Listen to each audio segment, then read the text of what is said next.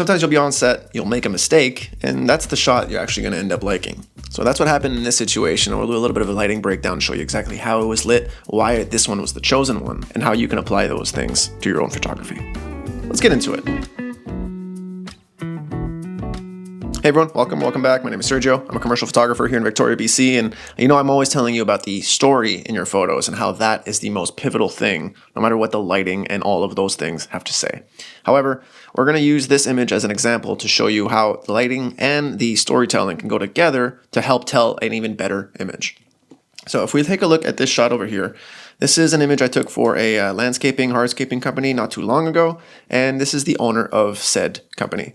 So one of the things we knew for sure we wanted to do was have a little bit of this, unfinished project happening in the background to help tell us the idea of like, oh, okay, this person is clearly in their environment. This is what they do. We've got, we'll call him Matt because his name is Matt anyway. And he's sitting on a pile of these bricks that they're currently laying down, and his team is currently laying down in the background.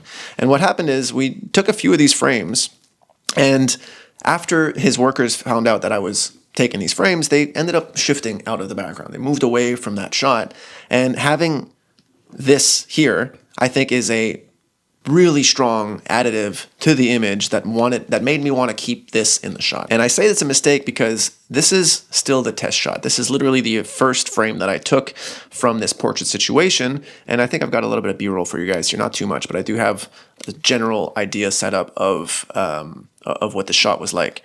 And one thing that was very important to me was, yes, creating something where it shows his team in the background, or at the very least his project in the background, but also I wanted to make sure that we get a good classic expression on our character. And that's one thing that I think a lot of us forget. We are so focused on the lighting. We're so focused on maybe the story or the frame or every single pixel in the image, or trying to make sure everything lines up right, or make sure that everything is, consistent looking to the rest of our portfolio or whatever.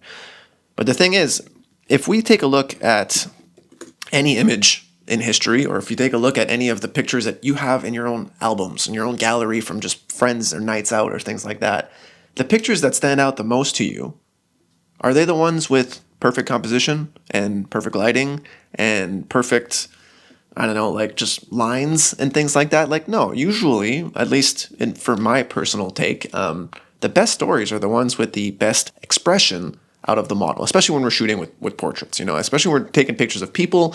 It's that random smile that you've got, or it's that random expression that you were able to capture or take out or pull from, or just seating or posing or whatever it is, whatever is the most natural or the most, it's those kinds of things that stand out, at least to me, in an image. And it's not just about the lighting, because especially with, if we can take this as a tangent to AI as well, but that the technical proficiency of an image, not only is it not enough anymore, it's going to be less and less important as time goes on.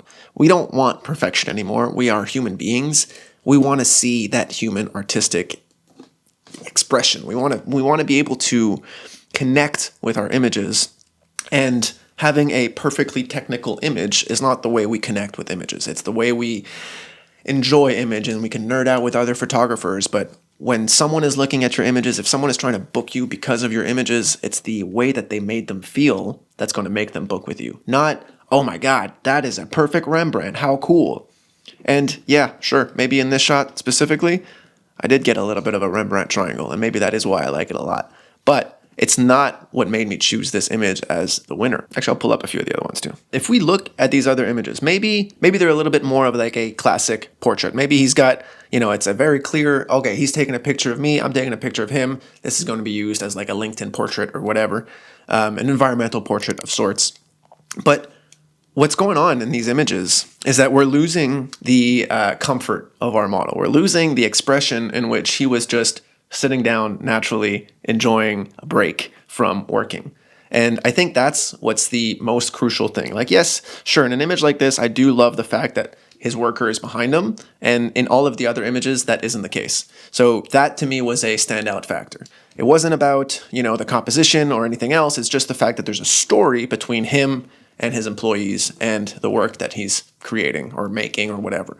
And it's having that relationship that's important to me, not about, the way that it's framed or lit or whatever, because that's very similar amongst all the other shots. There are some shots, like compositionally, I think this shot maybe even works a little bit stronger, especially as a portrait. But the story behind this one is so much better. It's so much more of a telling story of it. And even down to the fact that I framed the water bottle in the shot. I think it helps us be like, oh, he's just taking a break from his super hardworking day just to take this quick little, oh, hi, snapshot, and then walk away and go back to work. Obviously, that is kind of how that happened anyway. It wasn't like I pulled him aside for 3 hours to take this image. It was literally just that.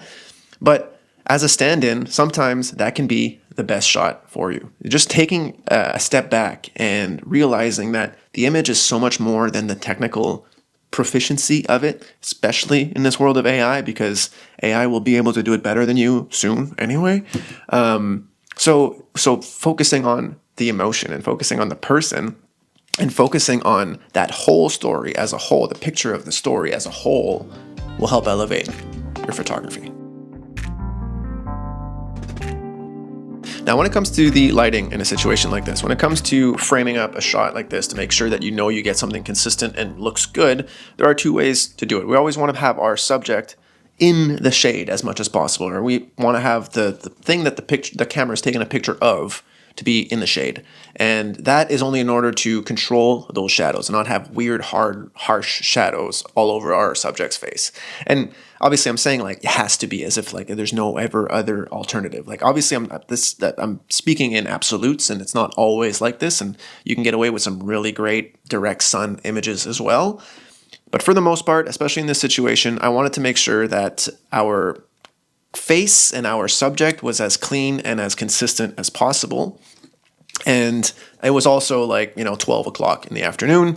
So if you zoom in over here, you can see that the sun is right above our subject. So we've got that sun coming straight down and creating this kind of like backlight, shoulder light, separating him from that background, or separating him from the environment behind him. Now, if you take a look at our key light and the way that's actually being filled in, I've got a big 6-foot scrim over here, that same 6-foot scrim that I used for the van shoot. That video might have not come out yet. If it didn't come out yet, it's coming out next. And if it did come out, then go back and watch it. It'll be right here.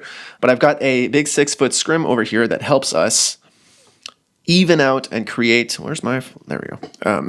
Helps us even out and create a more consistent look to the bare bulb. I think it was an 8200 that I'm shooting through here. And actually, maybe not bare bulb, might have had a 8-inch reflector to increase the power of it a little bit. We'll look at the BTS just to make sure. But ideally, essentially, doesn't really matter. The end result is the same, in that I was able to create a very strong directional light that had a good amount of shaded fall off that didn't look as harsh as that midday sun, but still had a little bit of a, good amount of fill, so we still see some detail in the shadows. I'm not totally crushing the light. I'm only adding a little bit of key to the shadow, the shaded area of the shot. So in a shot like this, when you're showing up on set, you might be nervous. You might not know where to put your subject. You might not know how to light something. As a general rule of thumb, just put the face in the shade and use a reflector or use your flash to fill in a little bit of that light. The more soft and the more diffused you're able to put it, the more natural and flattering it should be for your subject. If you're shooting something with, like in this situation, if we're shooting with a construction worker, a hardscaper, it's okay to have a slightly harder line. It's okay to have a more intense Rembrandt over here. If this was a portrait of a ballerina dancer or something, I probably wouldn't light it like this. I would probably have something a little bit more flattering to our subject.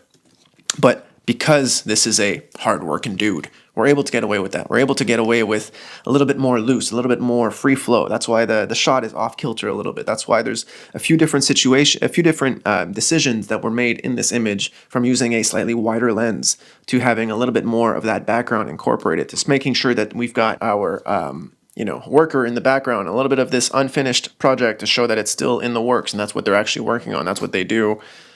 All of those things come together to tell this story. And it's not just about that technical proficiency, because they will be better than you eventually anyway. So don't, focus too much of your attention on that. I'm not saying you can't be technically proficient, and I'm not saying you shouldn't be technically proficient, because that's going to save you more times than not. However, when you're taking pictures, especially when you're taking pictures of people, but even when you're taking pictures of products or taking pictures of anything, if you want your pictures to resonate with people, they have to share a story, and they have to have more than pretty light, more than a Rembrandt, more than gorgeous looking model, whatever it may be. So focus on that. It'll elevate your photography, and it'll make you a happier photographer as well. Thanks for watching. I hope you got a little bit of something out of this one. Maybe leave a like on your way out and subscribe if you're new here, and I'll see you guys in a couple days. Later.